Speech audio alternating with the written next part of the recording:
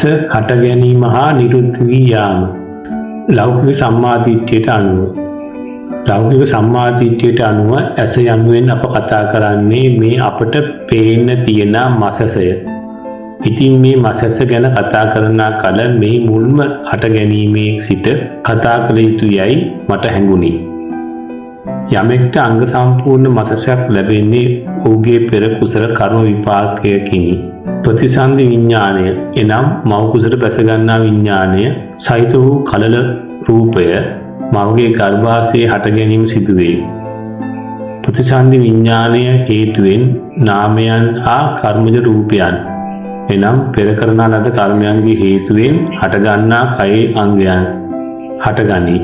කාම භූමියේදී නම් මෙම නාම රූප හේතු කරගෙන සදායතන ආයතන 6 පහළ වේ.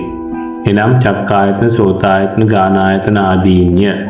මේ රූප යනුවෙන් ගැනෙන්නේ එක් එක් සත්ත්ව సంతානයට අයත් සතර මහා භූත වස්තු රූප 6 එනම් චක්කු ආදී ප්‍රසාද 5 හා හෘද රූපය සහ ජීවිත ඉන්ද්‍රිය රූපයයි. මෙහි නාම යනුවෙන් ගැනෙන්නේ චෛතසික 52ය. ඍතු එනම් රූප කලාපයන්හි ඇති තේජෝ ධාතුවයි සහ ආහාර එනම් අප කන බොන ආහාරයි. ආදී හේතුන් නිසා නාම රූපයන්ගේ වර්ධනය වීමද ඒ නිසා ආයතන 6 පහළ වීමද වේ. කුඩා කුරුම්බා ඇටි ගෙඩියෙහි කටුවක්ද මදයක්ද වතුරද නැත. ඒ වැඩෙන කල්හි ඒවා ඇති වේ. නාම රූප හේතුවෙන් ඇස කන නාසය ආදී ආයතන ඇතිවීමත් වැඩිවීමත් සිදුවන්නේ එසේමය. සරලව කියූ කල අප ශරීරය සෑදී ඇත්තේ සතරමා ධාතුන් විශාල ගණනක එකතුවෙනි. රූප උපදිනුයේ කලාප හෙවත් සමූහ වශයෙනි. තමන් නිරුද්ධ වන්නට මත්තෙන් තමන්ගේ ජාතියට අයත් තවත් රූප කලාප එකක් හෝ වැඩි ගණනක් ඉපදවීම බොහෝ රූප කලාපයන්ගේ ස්වභාවයයි. මේ ඉපදෙන නව රූප කලාපයන් මුල් නැතහොත් මව් රූප කලාපය තරම් ශක්තිමත් නැත. උදාහරණ වශයෙන් කුඩා ලතුරුවා සිට මහල්ලා බවට අප පරිවර්තනය වන්නේ ඒ හේතුවෙනි. නැතහොත් වස්තුන් දිරා යන්නේ ඒ හේතුවෙනි. එම නිසා රූප කලාපයන්ගෙන් සැදුණු මේ මසසද ඊතා වේගයෙන් ඇතිවෙමින් නැතිවෙමින් පවතී. මේ නිසා ලෞකික සම්මාදිට්ඨියට අනුව ගත් කල මසස ඊතා වේගයෙන් ඇතිවෙමින් නැතිවෙමින් පවතින බව කියයි.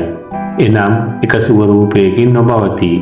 ලෞකික සම්මාදිට්ඨියට අනුව ඇස අනිත්‍යයි කියන්නේ මේකටයි. එනම් අනිත්‍යයි කියන්නේ මේකටයි. අනිකුත් ඉන්ද්‍රියනුත් එසේම දත යුතුය. ලෝකෝත්තර සම්මාදිට්ඨියට අනුව ඇසක් අට ගැනීම හා නිරුද්ධ වී යාම ඉගෙන ගමු. අපි වීදුරුවක් දිහා බලනවා යයි කියමු. වීදුරුවේ ඡායාව ඇවිත් මසසේ පතිත වේ. එනම් කණ්ණාඩියේ ඉදිරියේ ඇති වස්තුන්හි ඡායාව කණ්ණාඩියේ පතිත වනවාසේය. එවිට ඇසේ හටගන්නා සිත එනම් චක්කු විඥානය හටගයි. මෙය පෙනීම හට ගැනීම ලෙස හඳුන්වයි. නැතහොත් බුද්ධ දර්ශනයට අනුව ඇස හටගත්තා යයි කියන්නේ මේ මොහොතටයි.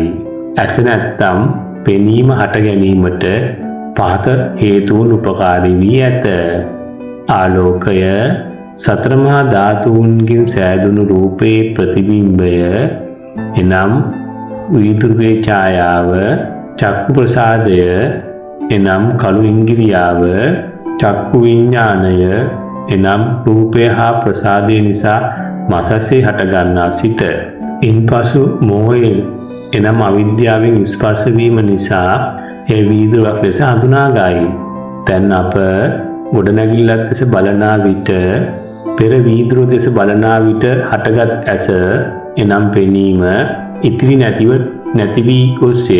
එම නිසා වීදුරුව පිළිබඳ හටගන්නා ලද සිත් ඉතිරි නැතිව නැති වී ගොස්ය. මන්දයත් අපගේ මසස දැන් හැරී ඇත්තේ ගොඩනැගිල්ල දෙසට නිසාවෙනි.